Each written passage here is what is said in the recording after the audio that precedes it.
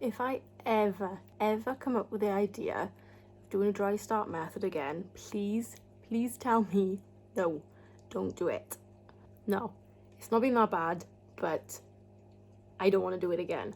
Saying that, I probably will do it again at some point because it is the easiest way to get a nice carpet in Monte Carlo or something, and to get it to actually, you know, hook on to the substrate and everything, and it's not going to float off and stuff when you're planting it when you've got a full tank. But yeah, it's been an absolute pain.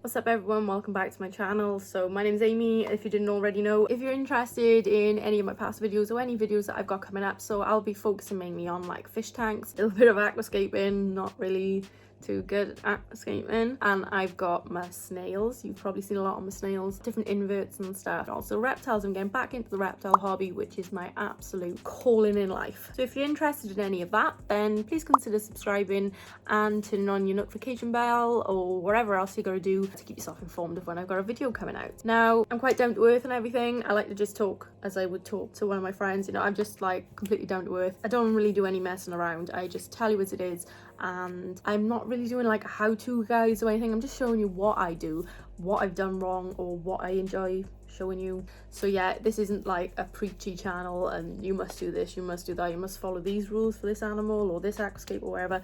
This is just what I do. I'm mainly on a budget as well, because I'm pretty damn poor. I've also got an Instagram now. If you can't find me on Instagram, it's probably because I've changed my name. It was Amy's Animals and it's now Amy's Planet, so amy's.planet. So this video today is going to be about my dry start method that I did for my tank. I am not claiming that this is my method or anything. This is a complete jumbled up mess of a ton of other people's methods probably. You know when you're in like school or uni or wherever and you're always told to paraphrase, you read something and then you go away, sit down for 5 minutes. This is where I was told, read a paragraph, go away, sit down for 5 minutes and then rewrite it in your own words. That's pretty much what I'm doing with life generally. So that's what I've done with the dry start method. There's plenty of guides out there, there's plenty of YouTube videos, how-tos and stuff like that, you know, how to do your first Monte Carlo carpet or wherever. I watched a bunch of them, did my own little bit of reading around the subject and stuff, and I just did my own thing. I'm not very good with instructions and I'm not very good at like sticking to a plan, so I just kind of do my own thing and see how it turns out, because at the end of the day this is a hobby for me. Obviously a hobby is meant to be fun. I'm not going to be like looking at it and trying to make like this copycat aquascape that you see everywhere. You know, you only got to scroll through Instagram and see every single bloody thing looks the same. You do get a lot of originality on there, but everyone seems to be trying to attain this picture perfect aquascape. I don't know, I think with me personally, if I was to try and live up to those kind of expectations, then I'd probably give up the hobby and I'd lose all fun in it. You know, you all know I'm a massive Lord of the Rings nerd and I've wanted to do a Lord of the Rings tank for years, but never really knew how to. Obviously now you can plant out the tanks and the way like everyone's doing it. You know, back when I was into the hobby, I never watched YouTube and I didn't know any of the YouTubers or anything. First time I started watching fish YouTube was a year ago, right? So I didn't know any of these big fish YouTubers or anyone in the hobby other than what I knew from my local fish store, books that I read. Yeah, just back in the day sort of stuff, you know, whether it was on like forums or something. And everything's so much different now. I've dabbled with like some Val or something in the past, chucked in a bit of sand or something in my tank, and that was like my extent of planting. So like last year I did start with better fish, started planting out the tanks, wanted to do a Lord of the Rings theme. Saw that Simply Better, she's got a fantastic YouTube channel and everything, she'd done the Hobbit. I really wanted to do that, and when I found that I was like, oh, someone else has done it. So I'm a bit funny like that. If someone else has done it, I'm like, I don't want to do it. Hobbit on is like the perfect thing to scape. So I set myself a really stupid challenge actually, and I decided Rivendell.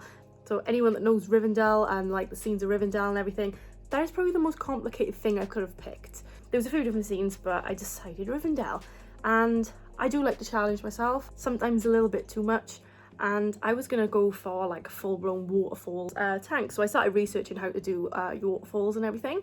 I spent about a month fiddling around with building some waterfalls and stuff. I got them working. and then I wanted more waterfalls, didn't I? So yeah, the idea just kept spiraling and spiraling and spiraling, and in the end I was losing the fun. So that probably set me on a bad path anyway, because I was in a bad mood to start with. I didn't really want to carry on with the tank. Yeah, I decided, bite the bullet. As much as I bigged up doing these waterfalls, you know, at the end of the day, if I'm losing the fun, it's not what you want out of a hobby, is it? I cut them and I decided I'm gonna go for static waterfalls. So I've been messing around with different things. I'm not actually gonna get to that yet. This is just gonna be my dry start method, because it's gonna be quite a long process with this tank. It's been a long process up till now. I can just play around with it. I don't need to spend a lot of money. I don't have a lot of money to spend. Fortunately, I've had quite a few companies jumping on and helping me out with different bits of equipment and stuff, so like CO2 art for my CO2. They've sent me like a full regulator and everything. I've had a JBL filter. Pretty much everything's been helped out with, other than the actual tank itself and like the lily pipey type things going in. And obviously, oh no, actually I didn't pay for the heater because I won a little Facebook competition. So I had some vouchers there, and that paid for my heater and also for planting out my tank. I'm in a really expensive hobby that I cannot afford to be in, really. So yeah, even the electricity bills and everything, I'm like, what am I doing? But yeah, I do love it. It's great for my mental health. I've been having a lot of issues lately, so getting back into this has really helped. So yeah, this is where we get the Monte Carlo carpet. So I ditched the waterfalls, decided to scape it all out, and what I did was I had some wipeable whiteboard markers. So I kind of like got a picture of Rivendell rendered off. It sounds really weird, but I marked out like almost 3D, like on the back wall what the shape would be, and like on the floor the kind of a pedestal type thing I wanted, where you've got the waterfalls coming down off the side, and then I could put our houses and everything there. So I literally like drew around everything and kind of eyeballed it and thought, right, that's how I want it. Started messing around with some lava rock. So obviously, probably a lot of you already know, you can get things like you know, like women's tights, and then you can like jam them full of gravel or whatever, but that's quite heavy, and this is quite a heavy tank anyway. So what I did was to fill it out and not just be using lava rock. I had some Tupperware, and I just cut that up. So I had like a little bit of a pedestal type thing, chucked that in, sat some lava rocks on top. I just chucked in whatever crap I had underneath all of this rock down here. I just chucked it all in just to bulk it out and make sure it is still light.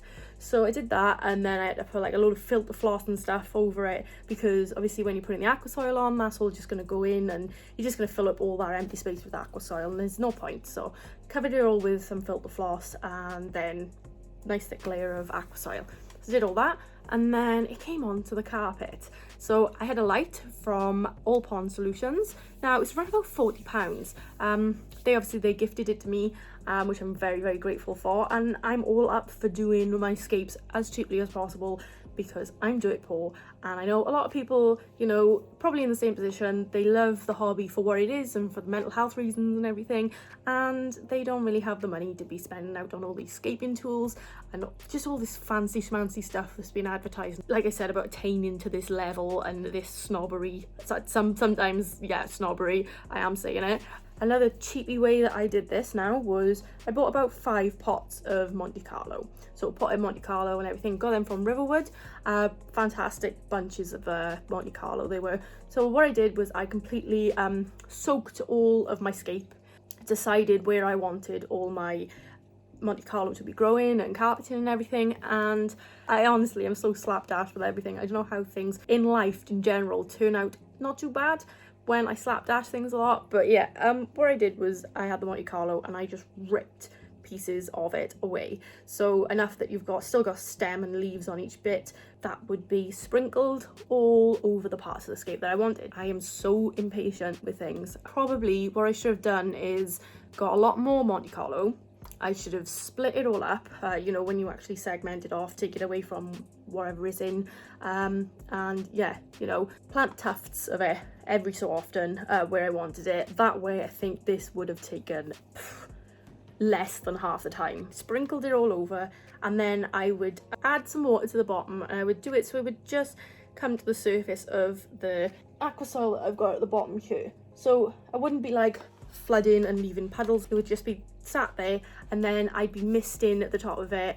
At the beginning I think I was doing it like 4 times 6 times a day or something, like something stupid like that. And over the top then I had some cling film just to keep the humidity up. And yeah, I would go to work, I would give my eldest daughter the job, right, when Mammy's in work now, you need to make sure this is misted every hour or something like that. I'd say make sure you mist it off me, and she'd love doing it. So at the beginning that was like a regular thing, and then as it started to root, this took ages.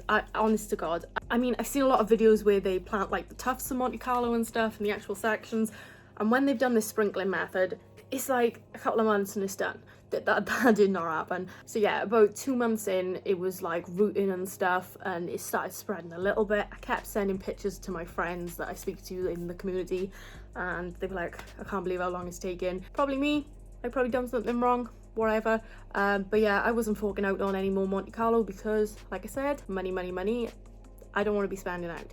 So I did what I did, sprinkled it over. I'll show you the pictures and the footage and everything. You can see it looks barren, and people were like, that's Rivendell? Yep, that's Mordor, that's not Rivendell. It was a bit embarrassing. Not a very good scaper anyway, and I'm putting it out there for people to see, and now it's not looking how anyone would even expect it to look. It looks great.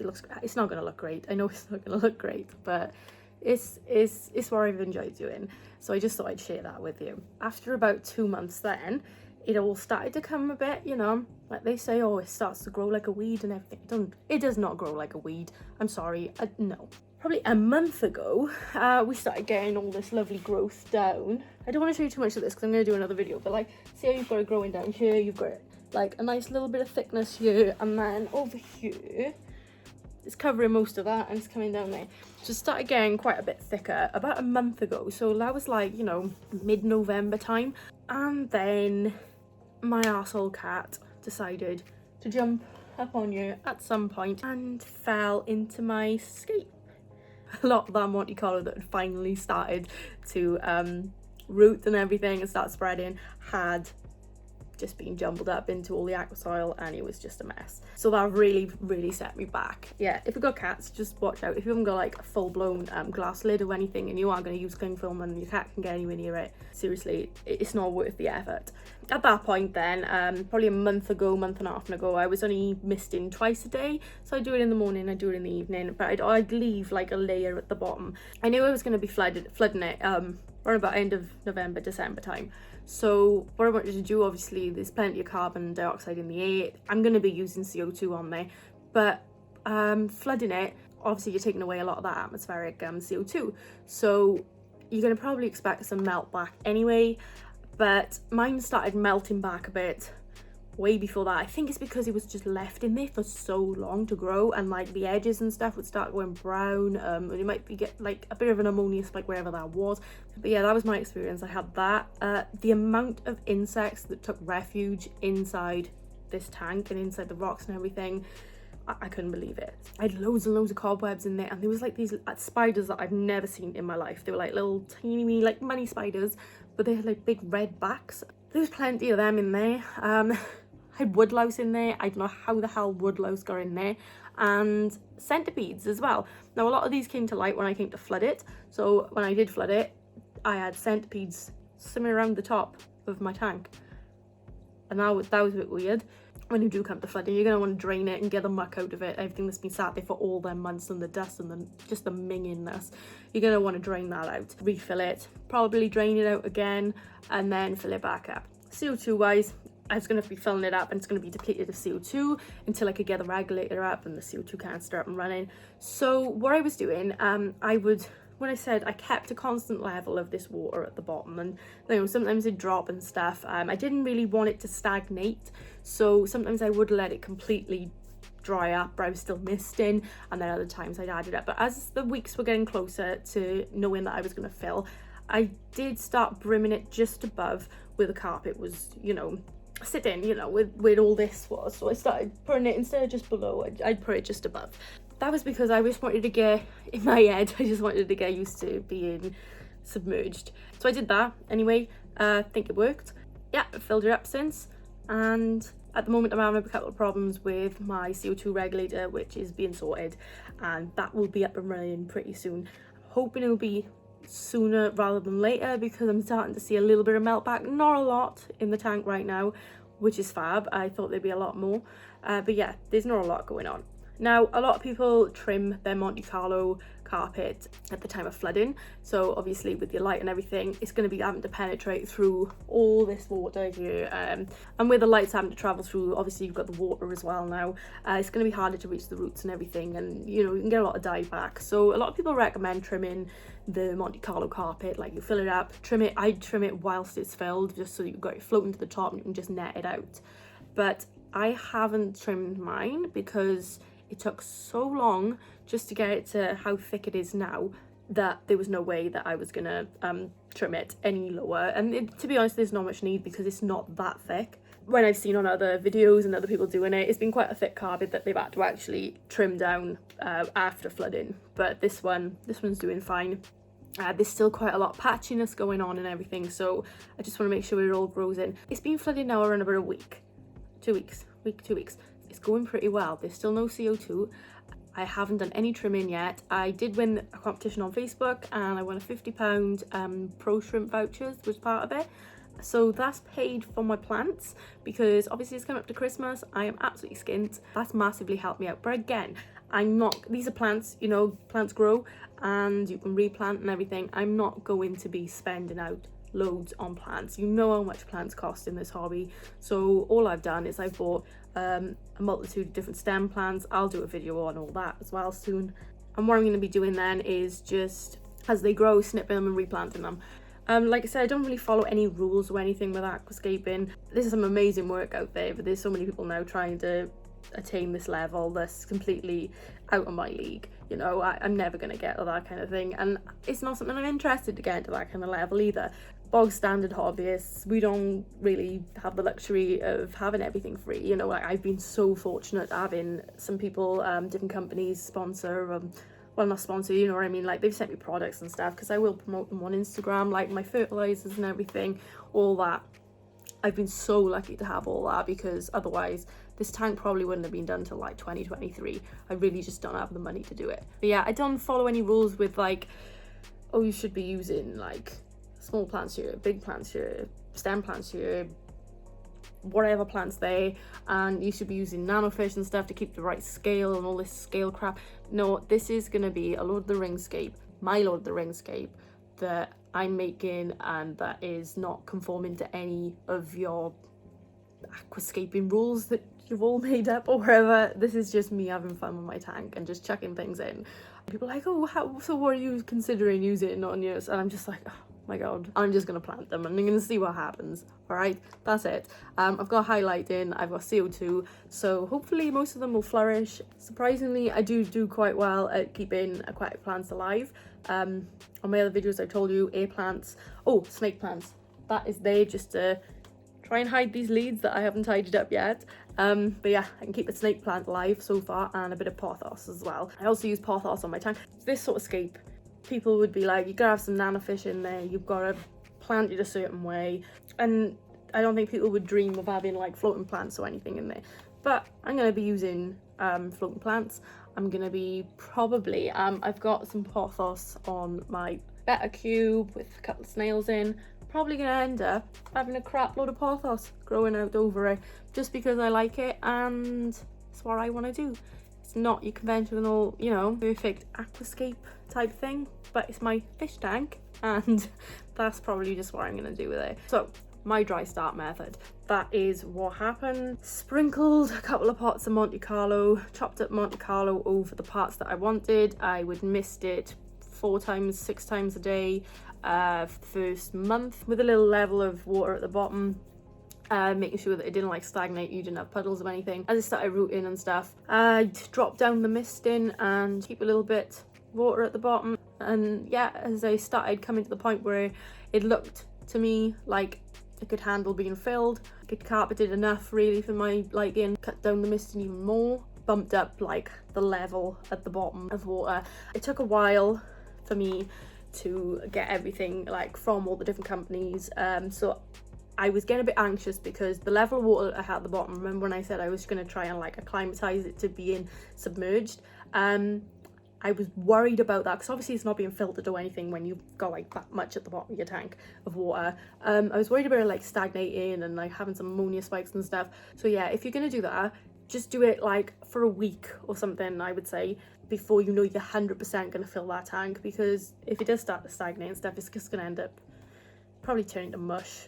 I don't know, maybe it won't, maybe it'll turn out amazing and that's the right way to do it.